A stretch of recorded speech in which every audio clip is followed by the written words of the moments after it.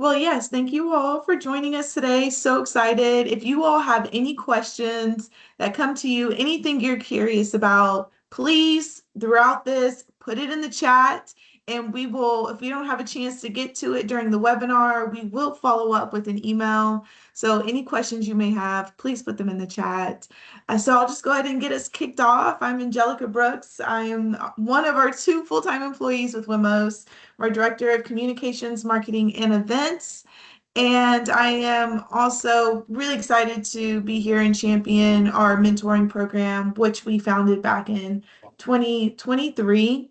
It's a service that we offer to members, non-members. We have a new structure that we're starting, a cohort program. So I will pass it over to our director of the mentoring program, Alexa Norris. She's, like I said, volunteer out of Tampa. She champions, she leads, she comes up with all these amazing ideas and programming for our mentoring program. So thank you so much, Alexa, and I will pass it over to you, lady. Of course. Thank you all for being here today. This will be a really great webinar, super educational, and kind of ties back to what we're doing with the mentoring program. So we are starting a new initiative. We are changing the way our structure is a little bit to be cohort structured. So basically 16-week programs where you're registering for that set period of time, and we're matching more specifically instead of kind of the ongoing matching that's been happening for the last couple of years. So we're hoping it'll lead to more engagement, more opportunities for education, and we're going to also provide some guided topics throughout the 16 weeks. So super, super excited about that. Applications are currently open and will stay open until the 29th of May. And matches will be sent out and the program will begin on the 12th of June. So yeah, feel free to register. We're super excited. With that, I will go ahead and introduce Dr. Sandra Calles. She is a 32-year administrator for an international marine surveying company specializing in billing and collections. Working remotely, she provides the sole administrative support for the Los Angeles office, communicating with colleagues from across the country and ensuring office functions are maintained and running efficiently. She's also a career coach and the founder of Dr. Sandra's Coaching Corner, a part-time coaching business with a passion to mentor and advise others on a pathway to achieve success in their personal and professional endeavors. She's the creator of Path to You, a 4-week program for professional self-awareness and self-reflection, which allows one to take inventory of where they've been and where they want to go in life on their career path. Dr. Sandra is the first and only woman in her family to earn a doctoral degree in psychology. She completed this degree while working full-time and rearing her family of 3 children. She's the proud mother of 3 college graduates who are educators in the private school sector. She's also a dedicated MLB baseball fan and a grandmother on a mission to complete a list of childhood milestone activities to instill the importance of family and create unforgettable memories. So welcome, Dr. Sandra. That was a great bio. That's my life story right there. You got it all. And good morning to all of you. It's so good to be here and thank you for inviting me. It is an honor and a pleasure. So it's very information heavy and we are going to get going right here as soon as this loads. And here we are. Okay, so you're at Exploring Career Opportunities with me, career coach, Dr. Sandra Calles. Today, we're going to be talking about how to position yourself for new career opportunities, which is the prep work and research, ways to build your confidence in the job search process, the hype, the self-hype, and resume basics, which is the tool you're going to be using to get your foot in the door, to get that interview, to get that job. And if there's time, we'll do Ask a Career Coach. If any of you put questions in, I answered a few. The answers are all detailed there. If we don't have enough time, they will be emailed to you, so no need to worry. I want to make this as interactive as we can and get as much in with the time that we've got allotted here today. You just heard my bio, so we don't need to do anything more about that, but I just want to add that I'm a dual career person. My first career is administrator, and the second career is as a career coach. And both of them have been extremely rewarding and just wonderful. So now, first up, how do you position yourself for new career opportunities? So in my work, in the Path to You, the first thing that we do is some introspection and some self-reflection, because like I said, I want to see where you've been, where you are right now, and where you want to go. So the last question that I ask is, what do you want to accomplish in the first week we work together? What do you want to accomplish, and what will it take to get there? So I wait for the answers to come in on that. And if you want to share, go ahead, start typing. I want to hear from you. Okay, and then in week 2, we head into the next thing, which is I want to know what your values are. Your values are your fundamental beliefs that guide your actions. You're operating under a premise. You may not be consciously aware of it, but you are. Everything that you do has a motivation, has a reason for it, has a belief behind it, has an experience from your past behind it. So I'm asking you now to consciously be aware of it and know why you're doing some of the things that you're doing, why it matters to you. So for me, and then I ask you to bring in your top 3. Let's talk about your top 3. For me, it's family, financial stability, and perseverance. So, and you can see how being a career coach, that would totally feed into it. I want to make sure that you guys have jobs, you're financially stable, that you're going to persevere in life. Totally feeds into my values, totally. So then the next thing I do is I ask you, what are your gifts and talents? What are you good at?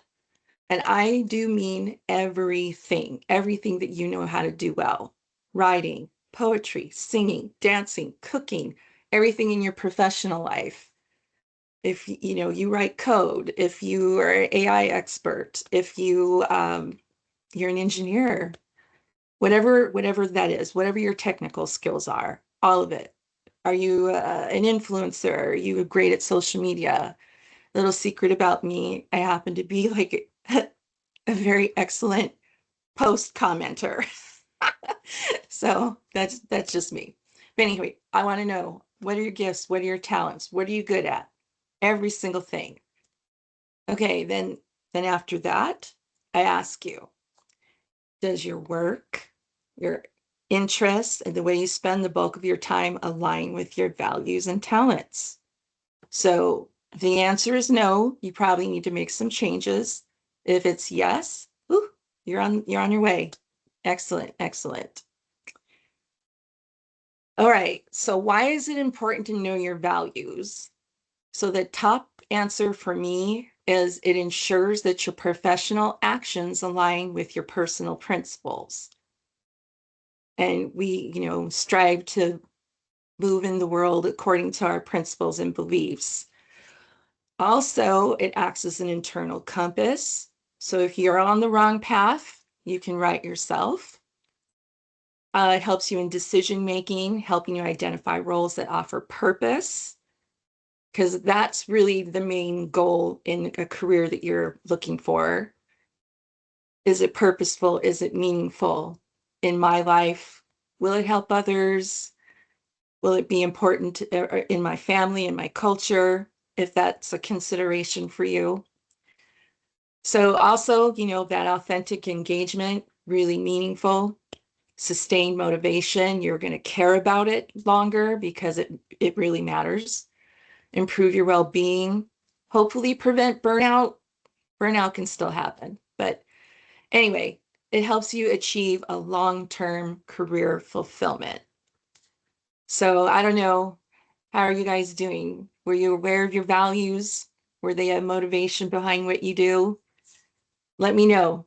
Say, pop a hand up or something. Let me know if that's a truth for you. Okay, next up, and this is continuing with positioning yourself. Now we want to define what makes you unique. What is it about you that stands out above others? What is it that you have to offer that other people do not? So this is called your unique value proposition.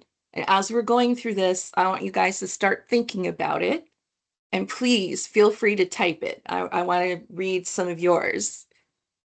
So what you do is you're going to craft a clear statement.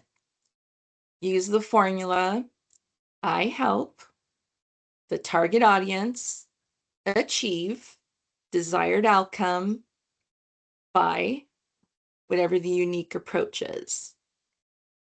So my example, and this is my UVP. I help emerging professionals achieve career pathing by utilizing a proprietary program, Path to You, for inventorying professional aims. So you got all of that there. The target audience, what I hope to achieve, and my unique approach, which is my 4-week program, Path to You. So it's going to be different for everyone, but that is my unique value, having that program that I created that has been pretty successful, helped people with getting jobs, promotions, and whatnot. So that's how I measure my success, helping people get the jobs that they want, but also knowing the direction that they want to head into professionally. Okay, here we go. I help sales and marketing teams achieve alignment and success by organizing and strategizing how we go to market. Yay, AN. Thank you. Very good. Anyone else want to share? Let's hear UVPs. Let's hear them. What about you, Alexa? What about you? Anybody? That one was mine, actually. Oh, that was yours. Oh, I shoot. see tons of people Ann. typing though, so Thank they're you. coming. Okay. Ooh, all right. WIMOs. I help families achieve quality time by being organized and planning events. There you go. All right, I think another one's coming in. Janelle, I hope I'm pronouncing your name correctly. Anybody want to come off mic and just read it? It's okay if you don't. I'll read it.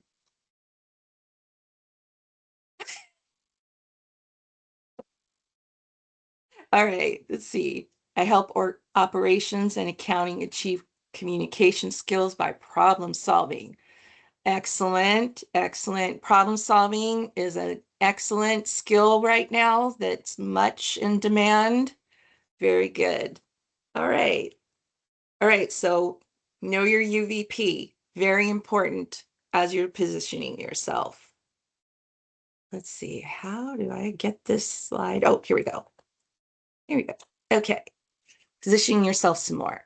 So next thing up is build a portfolio of all of your hard and soft skills. And I was just about to say problem solving is one of those skills that's super important, but the hard skills is like engineering, the technical stuff. Soft skills are the emotional intelligence skills, like being intuitive, being empathetic, being kind. Can you believe that that's really important in this day and age, being kind to others? So build a portfolio, know all of your hard and soft skills, as well as all the things that you're good at, build that portfolio. Make yourself adaptable and highly valuable.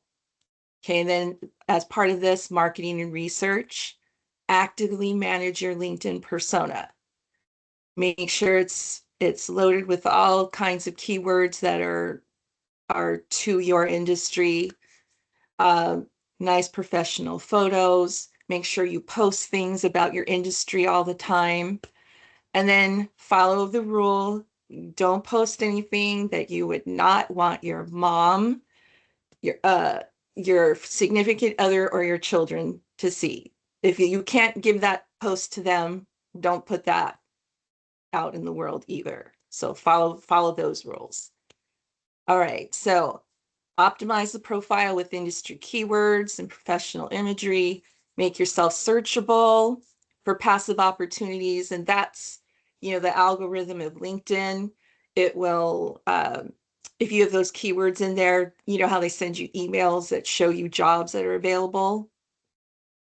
That comes from the words that you have in your profile. So also LinkedIn has industry reports where you can find out where your skills are in demand.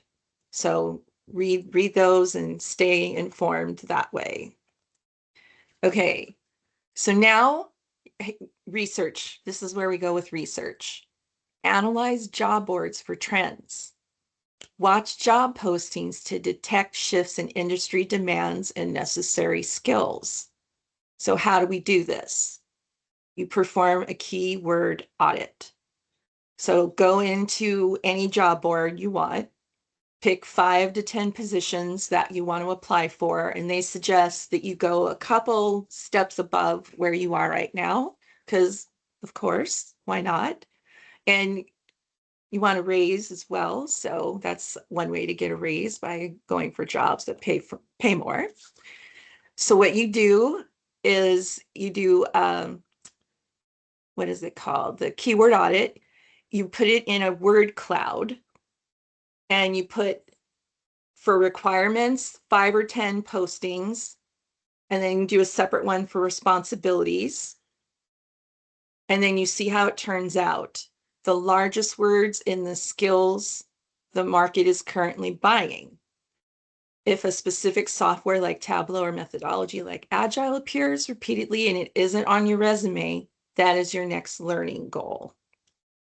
So here is the results for accounting accountant in Maritime requirement in Maritime, and these are the requirements. I used wordcloud.com, very easy interface. So anyone want to open their mic and tell me what they're seeing here? What the results are? Anybody? You're looking down the middle, and you're looking at all the words that are repeatedly happening for requirements. Aha, yes, experience. That's right. So they want you to have experience, and you need to have accounting experience. But see here, Microsoft. Yes, degree. Excel. Yes, degree is all over, peppered all over here.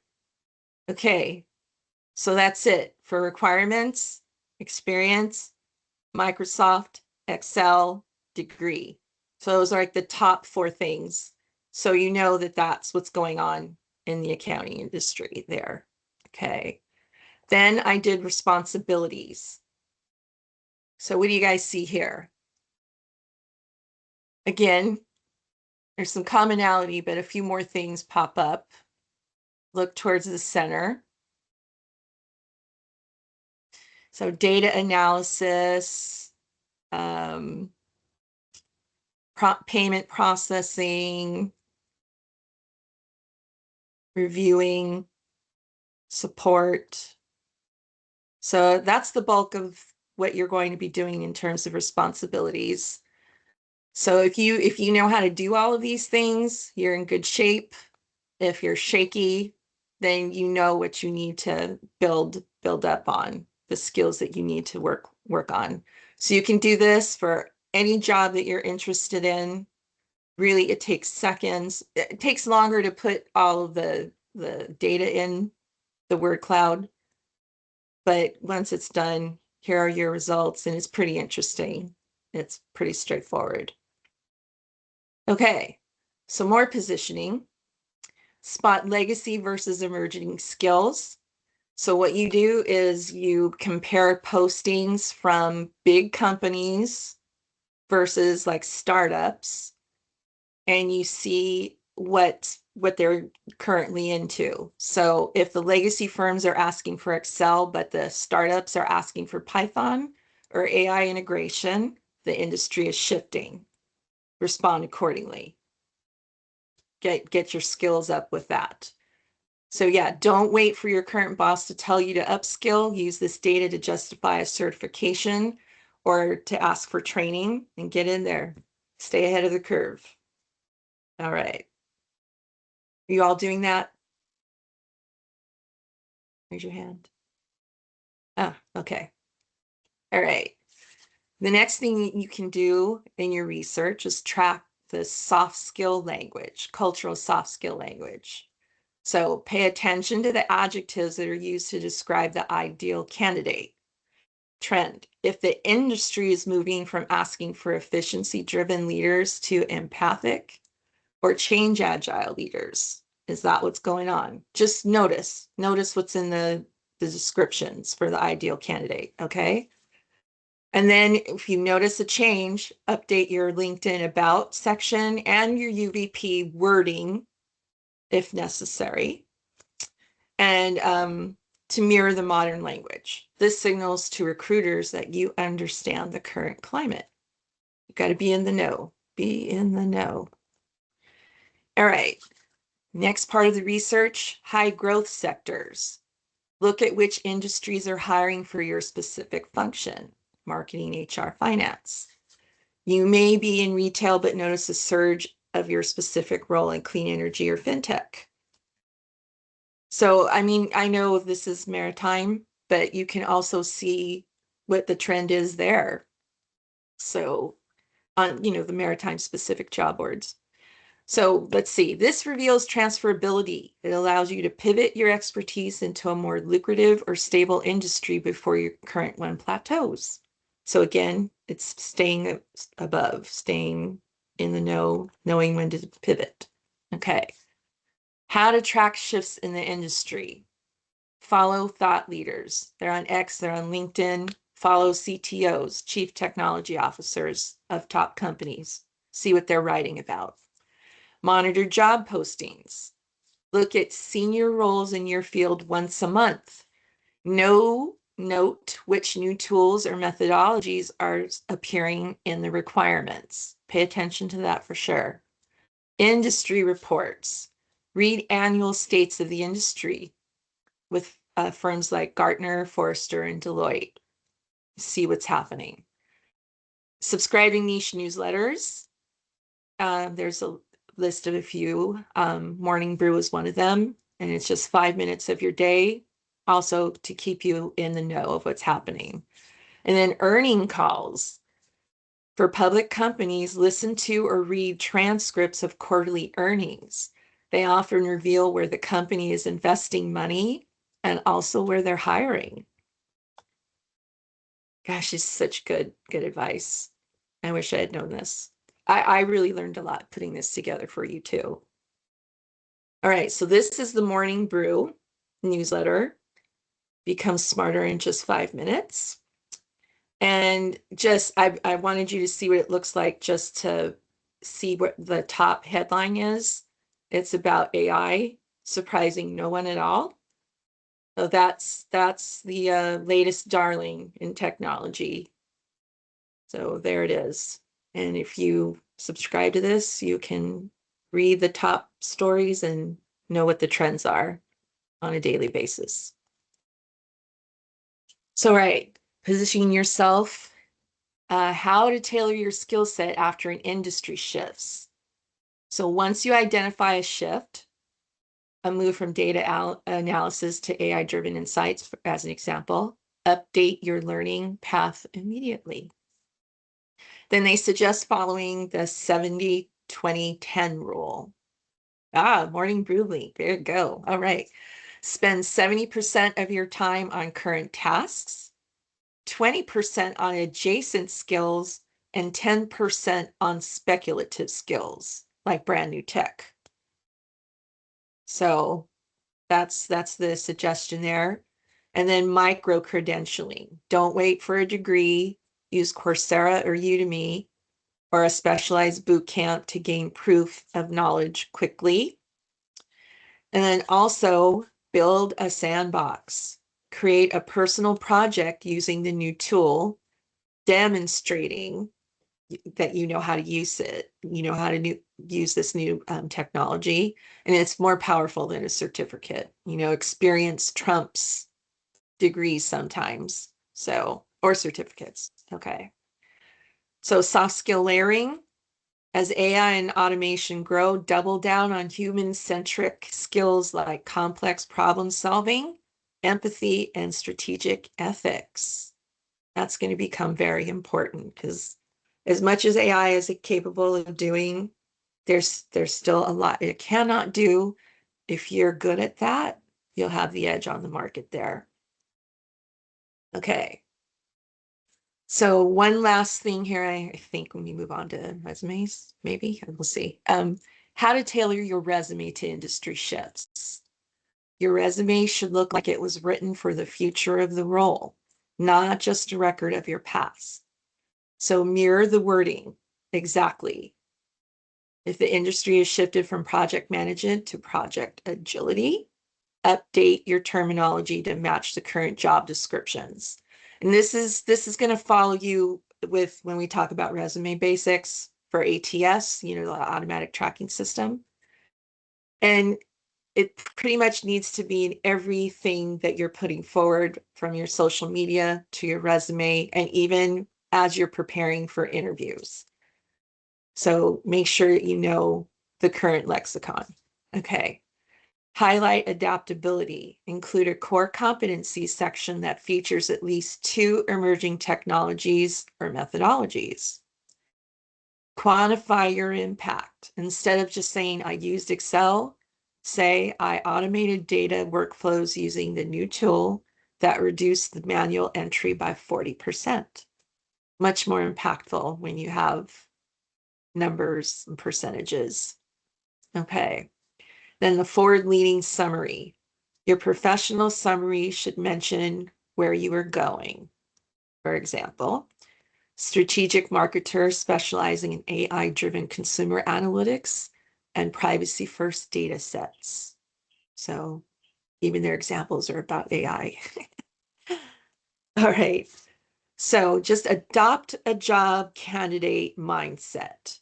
Continually improve yourself with certifications or new skills to remain marketable. And then this is, where connections come in. Cultivate hidden networks. Reconnect with former colleagues and managers because they're most likely to alert you to unadvertised positions. And according to what I've learned, 70 to 80% of positions are not posted because they want to hire from within, or they ask around from within and see if someone knows a person, because they want to hire somebody that there's a track record with, somebody knows. So keep that in mind and make sure that you get to networking. All right. So now, how to build confidence. And this is really important because in the work that I do, I will say it is the number one thing that as women we struggle with. Being confident, showing up confidently, being confident in ourselves and what we do.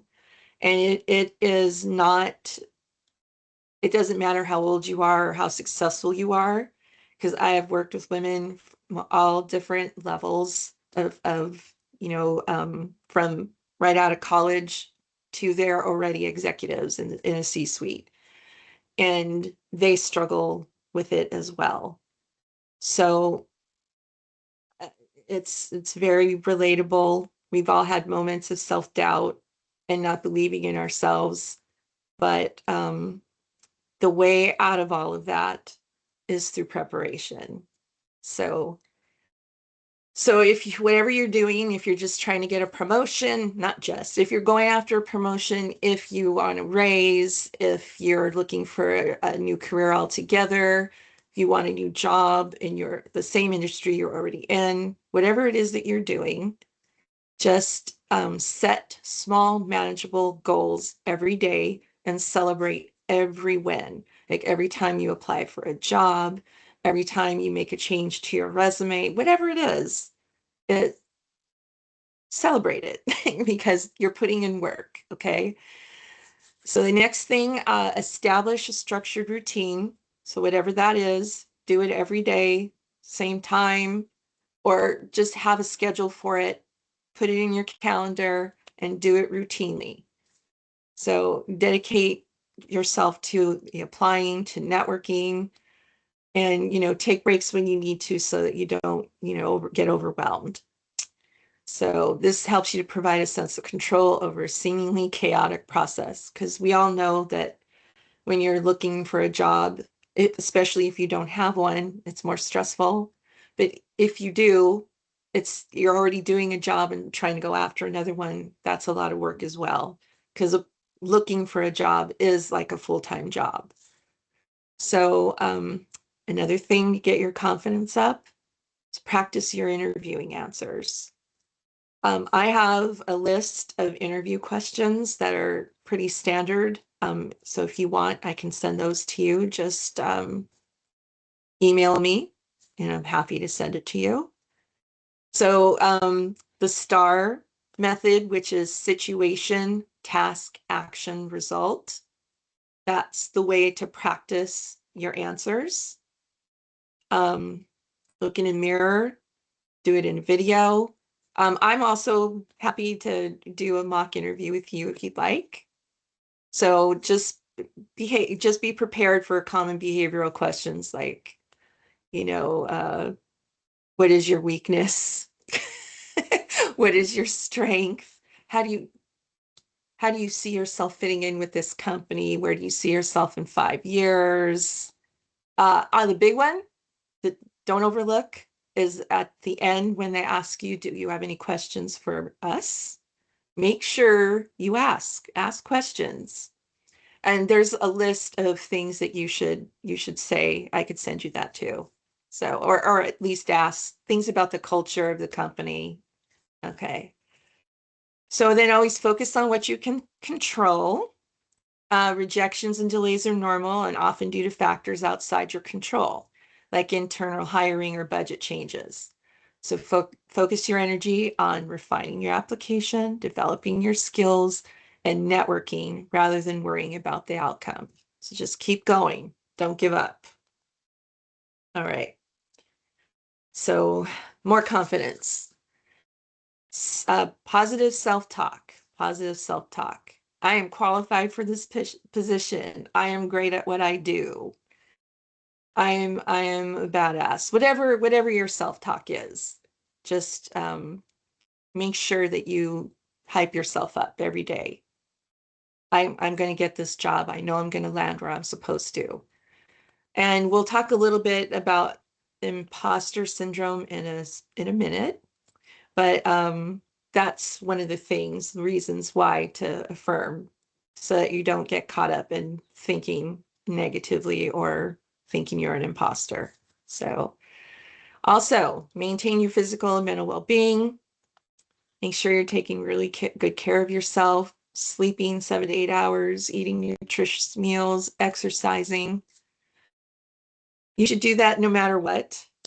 Enjoy your hobbies, step away from the screen to maintain an energy necessary to engage confidently in interviews. Okay. Research companies thoroughly. Get to know everything you can about them, their culture, their recent news. You're well prepared to ask intelligent questions at the end of the interview, and it will significantly lower your anxiety and increase your confidence. All right. And then tailor your resume and cover letter. You know that you've got to do that for every single job that you're applying for, because every single one has a different requirement and different words are used. So make sure you're writing them for every single one. Okay. So preparation, practice, and results, that is how you build your confidence. That's it. That's the secret sauce. There is no secret really. You have to put in the work. That's how you get results. And that's how you feel better about yourself because of everything that you've accomplished. So now here we are at resume basics. This is my resume. This is very generic. It's not specifically written for any particular kind of job. It just gives you the highlights of my professional profile and experience. So the modern resume is formatted in this particular way. The top has your contact information, and make sure you include your LinkedIn profile address, web address. Then it's your professional profile, your core competencies, and professional experience. The trend right now is to use clean formatting,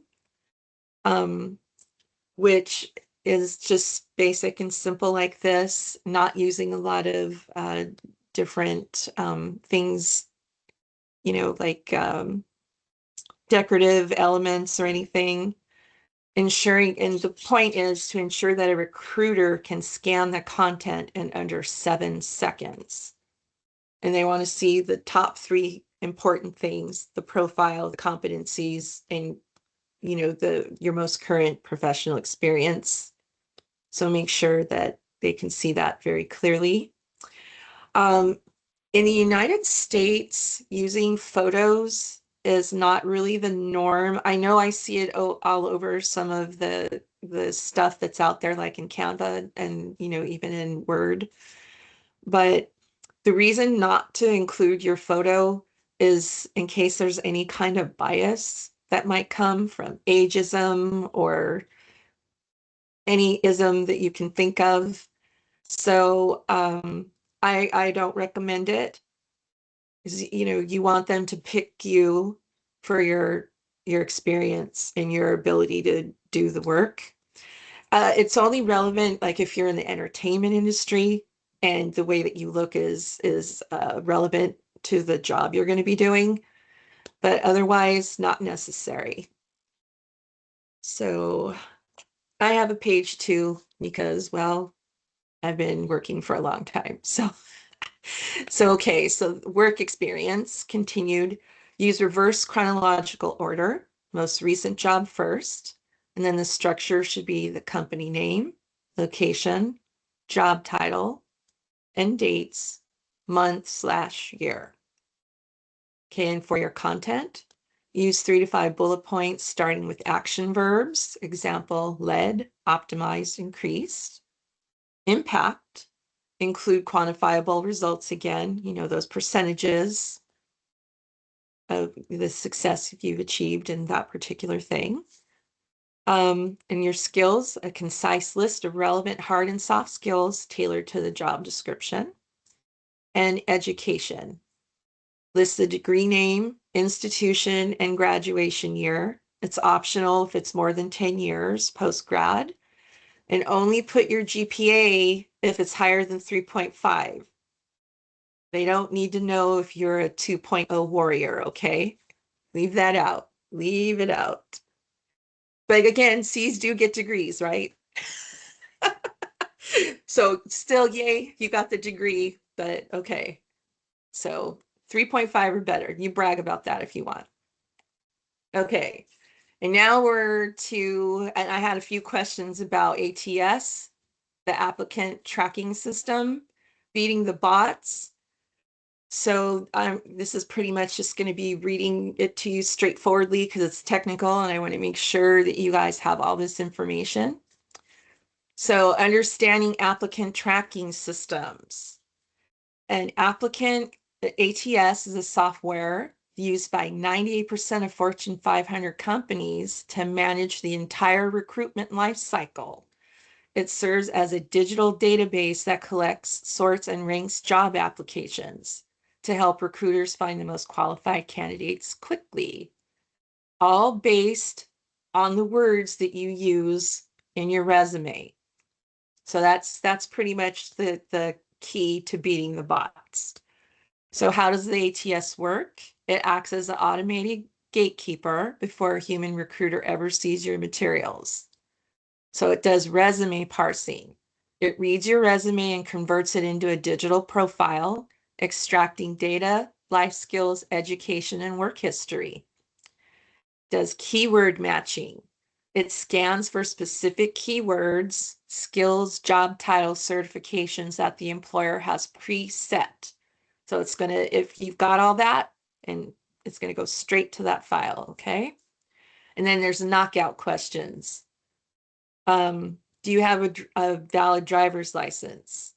That can instantly qualify an applicant who doesn't meet the basic criteria. So whatever their knockouts are, if you don't have that, then you're not going to get past it. Some knockouts could also be grammatical errors, spelling errors. So make sure that your resume is perfect. Do the editing, use the editing that comes with Word or whatever you're using. Have a couple of people read it, make sure it's perfect, because that could knock you out. I literally, that was one of my jobs back in the day. I used to read resumes and disqualify people for misspelling a word. So, and it still happens because, even the editing can't catch everything. So just go over every word. All right. Ranking. Candidates are often assigned a score or match percentage based on how well their resume aligns with the job descriptions. Okay. Sorry, this is a lot, but it was really important. So, how to mirror the job description language. Tailoring your resume is the process of aligning your specific experience with the exact language used in the job posting. Since an ATS looks for high frequency terms, mirroring ensures your resume achieves a high match score. So again, it's the keywords. So when you're reading a job listing, read it carefully and highlight the following three categories: the hard skills, all the technical stuff; the soft skills, all the behavioral traits; and industry terms, all the jargon that's in the job description. Okay, and then strategic mirroring techniques. Once you have your list, integrate them naturally using these strategies. Verbatim matching. If the post asks for a customer relationship management, don't just write client relations, use their exact phrasing. Very, very important, the exact phrasing. Okay, and then it says the 80-20 rule. Don't change your entire history. Focus on tailoring the professional summary and the skills section, because those are the high density areas for the ATS crawlers. And then make sure you use the acronyms. Use both versions of the word, like write it out, search engine optimization, and also put SEO in parentheses. And then prioritize the order. If project management is the first bullet point in the job description, ensure it is prominently featured in the top third of your resume. So then you need to know this for everything. We talked about STAR earlier, the result formula: task plus action plus measurable result. So, and here's the formula breakdown. The task, the what, the specific project or problem or responsibility you faced; the action, the how, the specific steps you took, and use strong action verbs when you're describing; the result, what happened; the quantifiable outcome or benefit to the employer. So you use it in everything. It's in your resume, in the application, in your profiles across whatever platforms you're using, and in your interview when you answer questions. This is the format for structuring your answer. So here's a weak example: helped people with their careers. And then here's the strong example. I mentored 50 plus clients, resulting in a 90% success rate for promotions, negotiations, and the jobs of their dreams. No, I wouldn't say that. I think it though. I think it. Okay. So here we are. Ask a career coach. 13 minutes left. Whew, my gosh. That went by fast. Anybody have any questions before I dive into the answers to these? Or anybody want to share about an experience they've had with ATS? Like how it's going for them, if they've been able to get interviews and if they did all of that keyword stuff? Anybody? You can type your answer too if you don't want to talk. Okay. Perfectly fine. So, how do I navigate the hiring process in a male-dominated maritime industry? So, some of these answers kind of repeat, but from everything that I know, I've worked in the maritime industry for 32 years, is that you usually have to be more educated, more experienced, and work harder than everybody else in the room. So that's the reality of what I have noted in my own experience, but also with talking to other women who work in male-dominated industries. So their advice is to leverage your technical foundation, to focus on all your intellectual capabilities and your technical certifications rather than physical attributes. And then showcase all of your credentials, highlight your industry-specific training, experience, and prove your value. And then bridge the gap. If you are coming from fields that are related, emphasize how that technical skill translate to the maritime sector. Strategic networking and mentorship, not just from women. Get a male mentor too, somebody that you know and you feel comfortable with, because they definitely have navigated this system and they can tell you all kinds of insights and traits and things that have worked for them. So don't just seek female mentorship. Look for men that you trust and that you feel comfortable with as well. Actively seek out a mentor and sponsor who can help you navigate industry barriers and provide career guidance. Be visible, attend industry conferences and seminars, make key contacts, establish yourself within the community, and create allies. And this is really important. Build a support network to help you remain resilient in a field where women currently represent only 1% of the workforce. Anybody else have anything to share about how they've been doing it? Anyone? Type it out. Alrighty. Problem. Some more still on the male-dominated industry. Optimize your job search, go specialized, use, platforms like marine resources and niche maritime forums to find relevant roles. Research the culture before applying, investigate company cultures to identify organizations and inclusive policies and a commitment to gender equality. Okay, master the value-added interview. Behavioral readiness. Prepare for interviews that test how you apply technical proficiency in high pressure or challenging scenarios. Yay! I built my network through WIMOs. That's it. Yes. Perfect. This is how it's done. This is exactly what WIMOs is for. Okay. Unique perspective. Confidently articulate how your specific background and non-traditional path bring a unique, valuable perspective to the company. And of course, know that UVP. Have that UVP ready at all times. Okay. Personal branding and resilience, strategic branding. Okay. Combine your technical competence with a strong personal brand that highlights your transferable skills, develop resilience.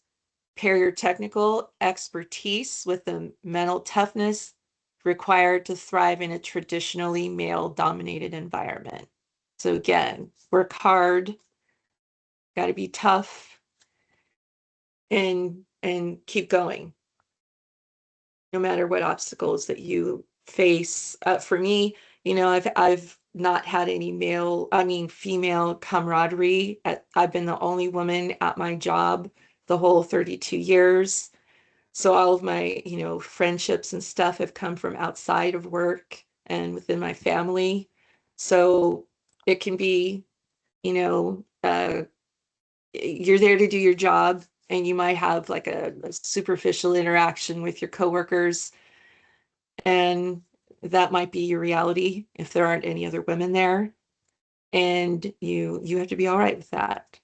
So but persevere. If it's what you want and it's what you're good at and it matters to you, you keep going. So next up, how can I help students find great mentors? So first thing, the mentoring that is offered through WIMOs, and it's usually college students and above. And I wasn't really sure what level of students this was, but this is universal stuff. So teach them the curiosity conversation. Um, and that is that they just think about somebody they would like to have as a mentor and ask them for a brief phone call or video chat, and just, ask some questions, see if there's a connection, see if you click. So that's one way to, start a conversation with somebody and see if there's a potential there. And then the next thing is to seek out the alumni from the school you belong to.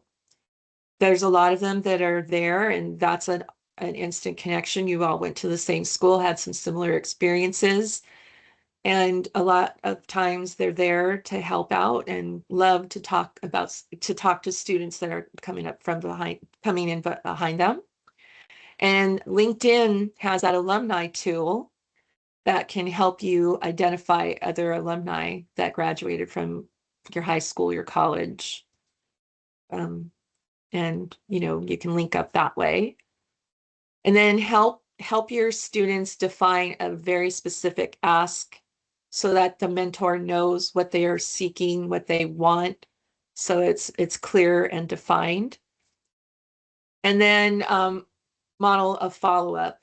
Talk to them about writing a thank you note, sending an email, teach them to say thank you for the time that they're given. And mentors, we want to know that what we're doing is working, it's helping. We want to stay engaged with you. So it needs to be a back and forth and a give and take. But that's pretty much it. And if you know any adults in your working life that you think would be great mentors, ask them if they're interested. Would you like to mentor? I have some students. So anybody that you know would be a great role model and who enjoys, helping the next generation come up, reach out to them as well. So the next step, running out of time. How to know if it's time to pursue a new career. This is pretty much it right here. You're dreading going to work. There's a misalignment of values, stagnant compensation. You're not going to be getting any more raises, physical or mental burnout, or if any part of your work environment is toxic. Time to move on. All right, this is strategies for applying for positions that are above your current experience and education. And let's see the highlights of this.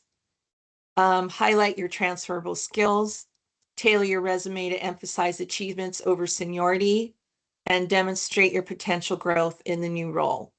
And then you can read the rest of that because we are really running out of time. Okay, it'll be emailed to you. Okay, how to overcome self-doubt or imposter syndrome during a job search. Just know that feeling that way is normal, especially if you're out of your comfort zone, and it's a common experience. It happens to almost everyone. So in order to remind yourself of why you are not an imposter, build yourself a win folder and put down everything that you've done, all your accomplishments. Remind yourself of why you are, super cool, and, you're not an imposter. So, okay. So here's the key thing to know for overcoming imposter syndrome. Feeling like an imposter usually means you're challenging yourself and stepping outside of your comfort zone, which is exactly what personal growth looks like. So you're in a growth spot. That means you're being called to move to the next level. And then all that means is that you need to do some work to feel prepared for it. So that's it for that one. Alrighty. Here's the references. And then here's my closing, and I can summarize this for you. Know where you want to go, know how you want to get there, know all of your talents and skills and everything that you have to offer, especially in a unique way, your UVP. Know your worth and be willing to ask for it. If you do even half of this, you're going to be well underway and prepared for the job market, or to ask for a promotion, or to ask for a raise. Imagine you walk in there with all of this research done and all this information, and you're just rolling in that knowledge. How powerful is that, right? Okay, so thank you, thank you, thank you. The future is bright and confident you can achieve your goals. Just keep going, keep pushing forward. So here's my contact information. Here's my LinkedIn. You can DM me there. You can email me. Email any questions that you have. The slides can be emailed to you as well. Yay, you're welcome. You're welcome. Here's my LinkedIn. I hope something was unlocked for you here today, and you can take any part of this that resonates and run with it. So thank you. Thank you. Thank you. Thank you so much, Dr. Calles. Really appreciate your time and you pulling this presentation together for us. There's definitely so many takeaways in this, regardless if you're looking for a job or not.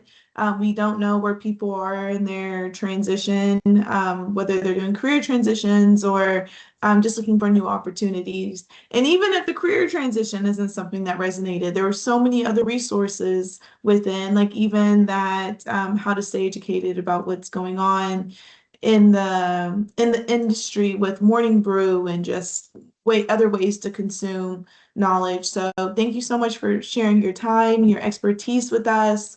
We will be sharing this out. Last plug, if you're interested in joining us for the mentoring program cohort, the last day to apply is the 29th, and it will kick off June 16th, Alexa, I think, mid-June, yes. And we have a structured 16-week program, so definitely changing up the structure of the mentoring program. June 12th, but Oh, June 12th, okay. And then it's 16 weeks. Okay, that was the 16. 16 was locked in. So thank you all so much for your time and for joining us here today. Oh, just one more thing. Mhm. First session's on me. So anybody would like a session with me, feel free to email and we can set that up. I'm happy to answer your questions or just hear what your concerns are, and offer you that time. I'm happy to do it. And I will also be hopefully mentoring someone. So we'll see who I get paired up with. It was an honor and a pleasure. Thank you all so much. Okay, wonderful. Thank you. Enjoy the rest of Have your a great day, day, everybody. Good luck. everyone. Go get your jobs. Yes. Thank Take you. care.